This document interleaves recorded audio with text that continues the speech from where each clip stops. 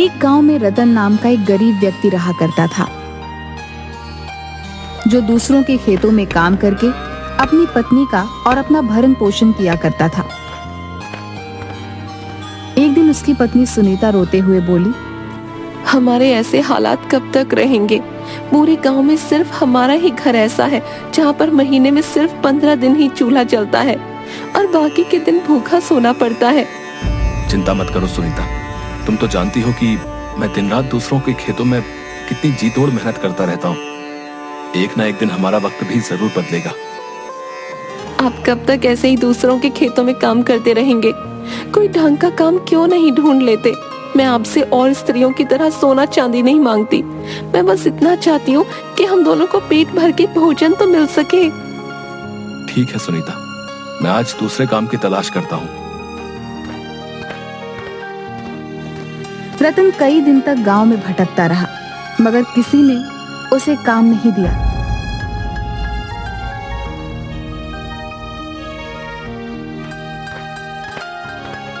थक हार कर रतन गांव के मुखिया के पास पहुंच गया। मुखिया थोड़ा सा भला व्यक्ति था।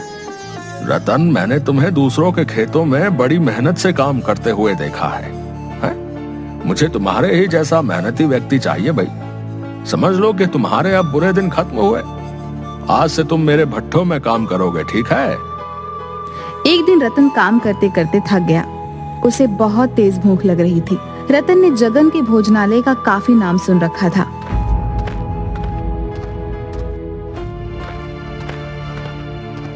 रतन जगन के ढाबे पर पहुंच गया। भैया, जल्दी से गर्मा गर्म अरहर की दाल देसी घी की रोटियों के साथ लगा दो और थोड़े से चावल भी लगा देना। बहुत जोरों की भूख लगी है भैया।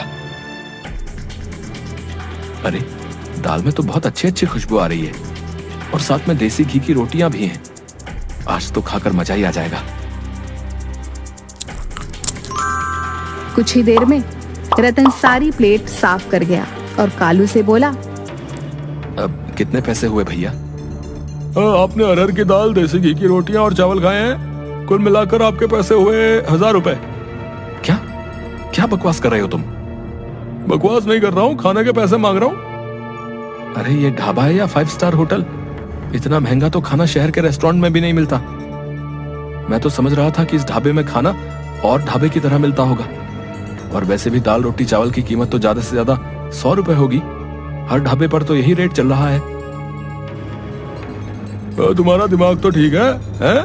जानते भी हो ये ढाबा किसी अरे गहरे का नहीं है, जगन भाई का है, जगन भाई का।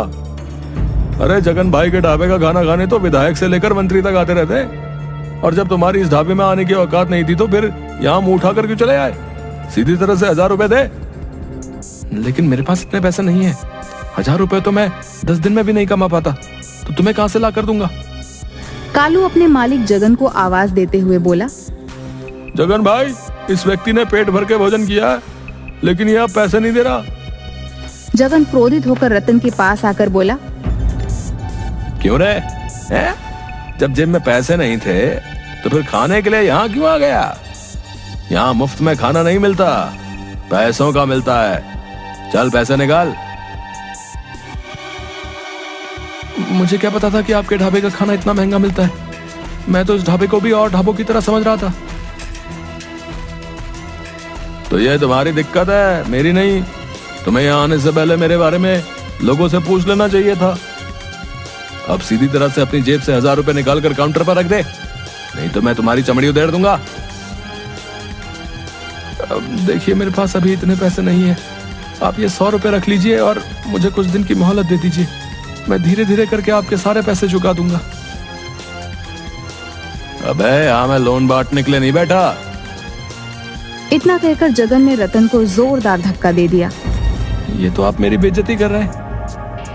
अबे बेइज्जती उसकी की जाती है जिसकी कोई इज्जत होती है, और तेरे जैसे भिखारियों की इज्जत तो होनी भी नहीं चाहिए, समझा?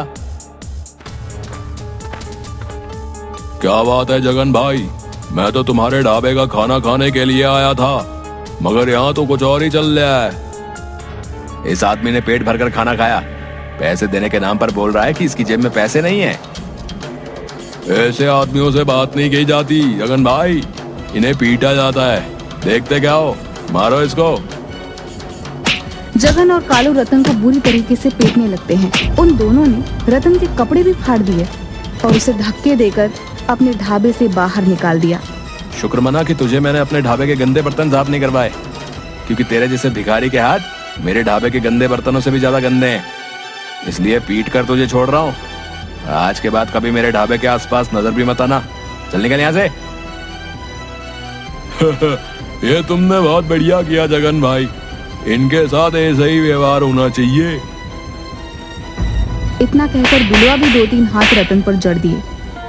रतन वहां से रोता हुआ अपने घर की ओर चला गया। घर पर जाकर रतन की हालत देखकर उसकी पत्नी सुनीता बहुत भावुक हो गई। आपको क्या जरूरत थी उस ढाबे पर खाना खाने की? मुझे क्या पता था कि उनके ढाबे का खाना इतना महंगा होगा। जगन और बिलवा ने मुझे बहुत ज्यादा अपमानित किया सुनीता। वहां पर गांव के बहुत सारे लोग मौजूद थे जो मुझे मजाक उड़ाने वाली नजरों से देख रहे थे। अरे सत्यानाश उन गांव वालों का जो आपको मार खाते हुए देख रहे थे। उनमें से किसी से भी इतना नहीं हुआ कि आपको पिटने से बचा लेते। लेकिन आप चिंता मत कीजिए, मैं इसकी शिकायत मुखिया से जरूर करूंगी। तुम सही कहती हो सुनीता, मैं बिलवा और जगन को छोड़ूंगा नहीं। अगले दिन रतन अपनी पत्नी सुनीता के साथ मुखिया के घर पर चला गया और सारी घटना मुखिया को बता दी। सुनीता, इसमें दोष जगन और बिलवा का नहीं है, इसमें दोष तो तुम्हारे पति रतन का है। सारा गांव जानता है कि जगन के ढाबे का खाना और ढाबों के खानों से अधिक महंगा है, क्योंकि उसके ढाबे का खाना अच्छा बनता है। जब तुम्हारे पति के पास पैसे नहीं थे तो इसे क्या जरूरत थी ढाबे पर खाना खाने की? ये क्या मुखिया, आप भी बिलवा और जगन की तरफदारी कर रहे हैं? तरफदारी नहीं कर रहा हूँ सुनीता, जो सच है उसका साथ दे रहा हूँ। अगर इनके पास पैसे नहीं थे तो क्या वो मेरे पति को कुछ समय की मोहलत नहीं दे सकते थे?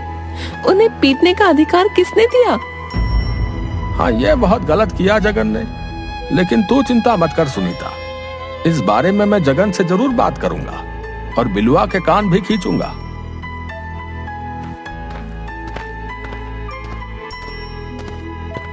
मुझे नहीं लगता कि मुखिया कुछ करेगा।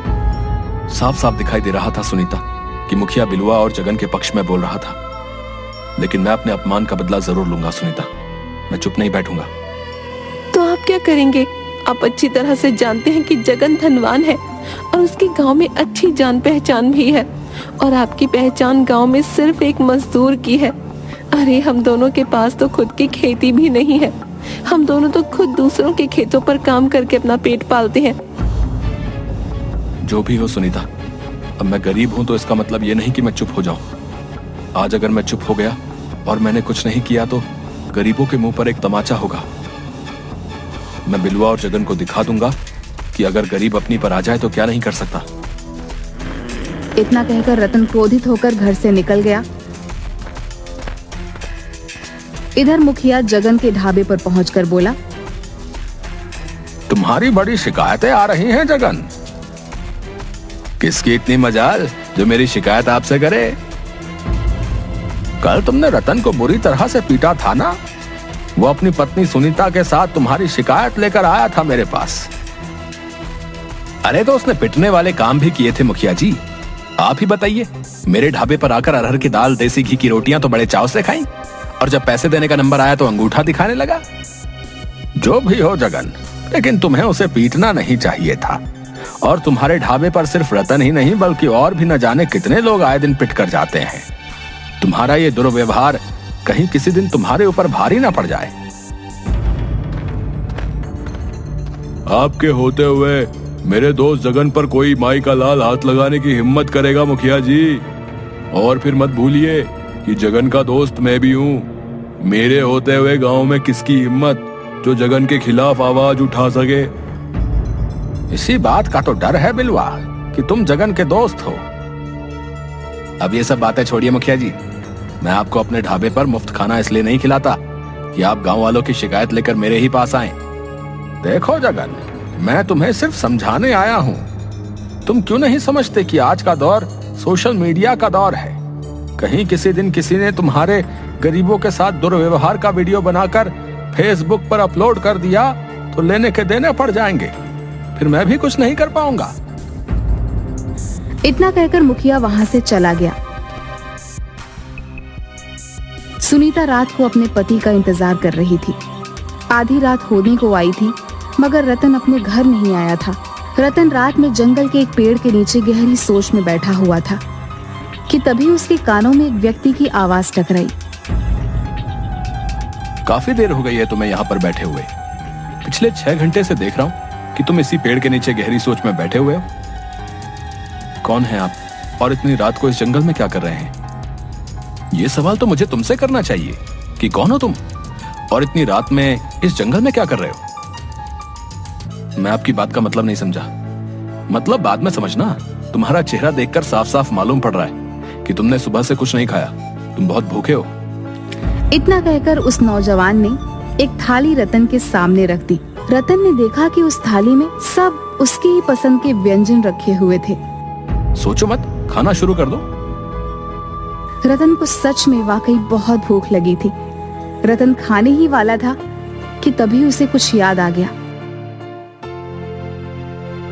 नहीं चाहिए भाई, मैं घर पर जाकर अपनी पत्नी के हाथ का बना हुआ ही खाना खाऊंगा। मुझे अच्छा खाना खाने का कोई अधिकार नहीं। ये कैसी बातें कर रहे हो तुम?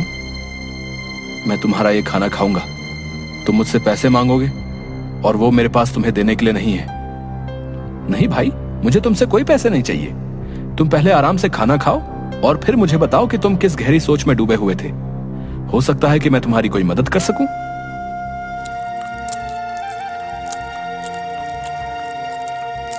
खाने के बाद रतन उस व्यक्ति को अपने साथ हुए अत्याचार की सारी घटना बताने लगा।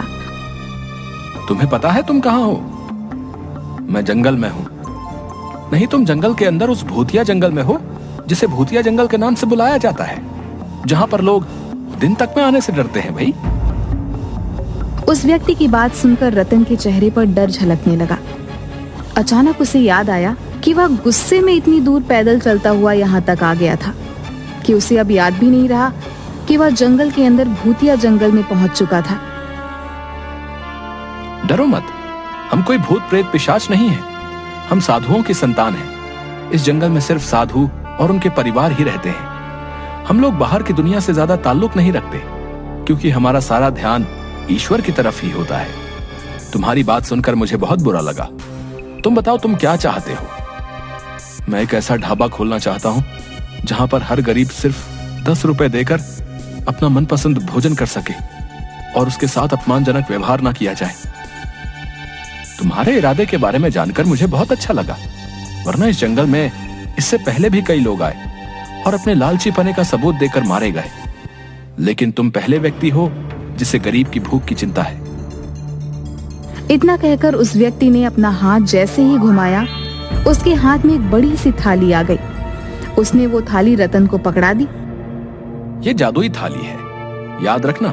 इस बारे में सिर्फ तुम अपनी पत्नी को बता सकते हो और किसी को नहीं। इस थाली के सामने खड़े होकर तुम जिस भोजन का नाम लोगे, वो भोजन स्वयं अपने आप इस थाली में आ जाएगा।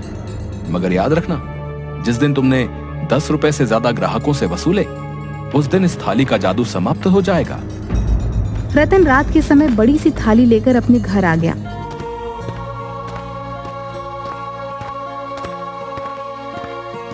ये क्या है? रतन ने सारी घटना सुनीता को बता दी। मैं तो अब तक यही समझती थी कि उस जंगल में भूत प्रेत रहते हैं। तुम नहीं, पूरा गांव यही समझता था सुनीता। वो सब तो ठीक है, लेकिन हम ढाबा कहाँ खोलेंगे? हमारे पास तो खाने के लिए भी रोटी नहीं है। जो थाली तुम लेकर आए हो, उस थाली में सिर्फ भोजन ही मिलेगा, पैसे तो नहीं मिलेंगे ना। फिर हम ढाबा अपने ही घर पर खोलेंगे सुनीता। इस तरह से इस थाली का रहस्य सिर्फ हम दोनों तक ही सीमित रहेगा।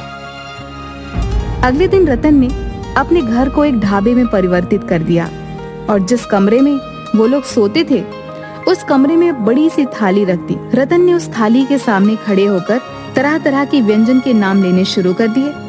कुछ ही समय में पूरा थाली व्यंजनों से भर गया। सुनीता ढाबे पर वह सारे व्यंजन लेकर बैठ गई। कुछ ही देर में वहाँ पर एक गरीब व्यक्ति दौड़ता हुआ आया। यहाँ तो बहुत अच्छी खुशबू आ रही है। यहाँ पर ढाबा कब खुला भाई? आज ही खुला है, और आप पहले ग्राहक हो। आपके ढाबे में खाने में क्या क्या मिलेगा? हमारे ढाबे में हर तरह के व्यंजन बनेंगे, आपको जो भी व्यंजन पसंद हो। ठीक है भैया, तो मुझे एक प्लेट दाल मखनी और मक्खन के साथ लगी हुई रोटियां लगा दीजिए। रतन ने वह व्यंजन उस व्यक्ति के सामने रख दिया। दाल मखनी खाकर वह व्यक्ति बहुत खुश हो गया। भाई वाह, मजा आ गया। दाल मखनी तो बहुत से ढाबों पर खाई, लेकिन इस ढाबे की तो बात ही कुछ अलग है। कितने पैसे हुए? 10 रुपए। क्या, सिर्फ 10 रुपए? हाँ, सिर्फ 10 रुपए। और तुम्हें और तुम्हारे परिवार का जब भी खाने का मन करे चले आना। यहाँ पर 10 रुपए में आपका मनपसंद व्यंजन भोजन पेट भरकर एक थाली के रूप में मिलेगा।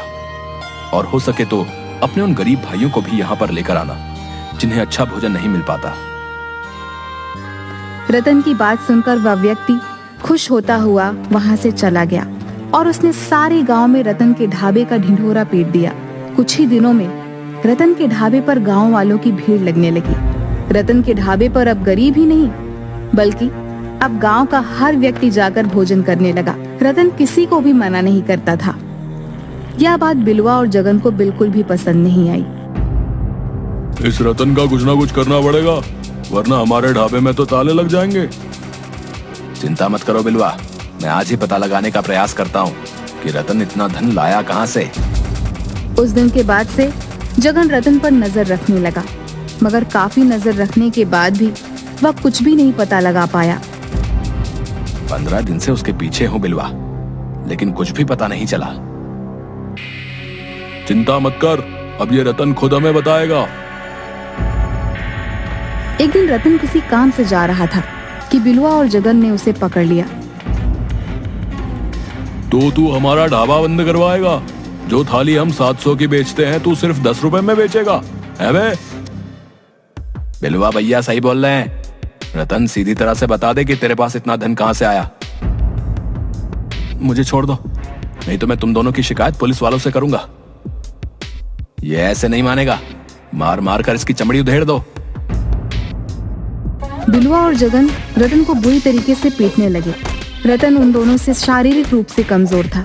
रतन ने दर्द से कराहते हुए सारी घटना बिलवा और जगन को बता दी। चलो हमें भी उस जादुई थाली के पास ले चल। ये तो बिल्कुल बेवकूफ है जगन।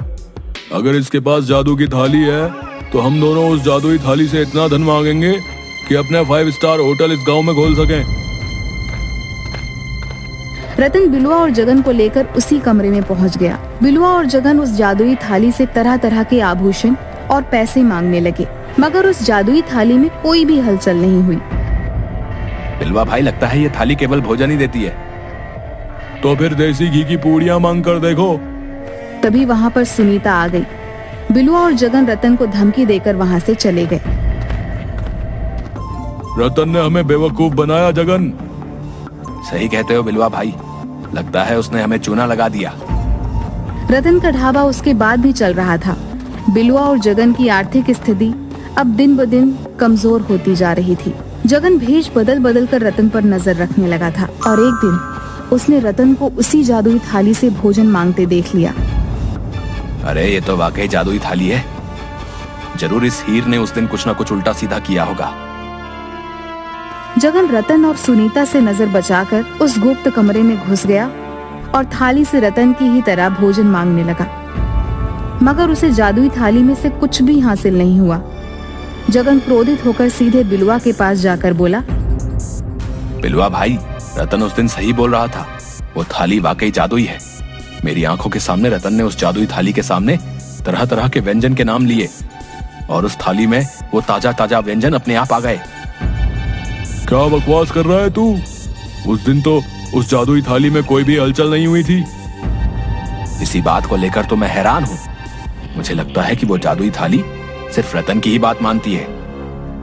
ठीक है, अगर ऐसी बात है तो हम उस जादुई थाली में जहर मिला देंगे। ना रहेगा बांस, ना बजेगी बांसुरी। अगले दिन वो दोनों भेष बदलकर रतन के ढाबे पर पहुंच गए, मगर तभी गांव का मुखिया पुलिस लेकर आ गया। गिरफ्तार कर लो इन दोनों को। हमें किस जुर्म में गिरफ्तार किया है? क्योंकि तुम दोनों रतन के ढाबे के ग्राहकों की प्लेट में जहर मिला रहे थे। मैं तुम दोनों से ही मिलने आ रहा था। मैंने तुम्हारी बातें चुपके से सुन ली थी, नहीं तो आज तुम दोनों अनर्थ कर बैठते। तुमने बहुत अच्छा काम किया मुखिया। मुझे माफ कर दो रतन, मुझे अपनी गलती का पछतावा है। क्या मुझे तुम्हारे ढाबे पर कुछ खाने को मिलेगा? क्यों नहीं मुखिया जी, आप हमारे गांव के मुखिया हैं। आपके लिए तो मैं स्पेशल थाली बनवाऊंगा, मगर सिर्फ 10 रुपए में। रतन के पास आज भी वह जादुई थाली है और आज भी रतन 10 रुपए की ही थाली बेचता है।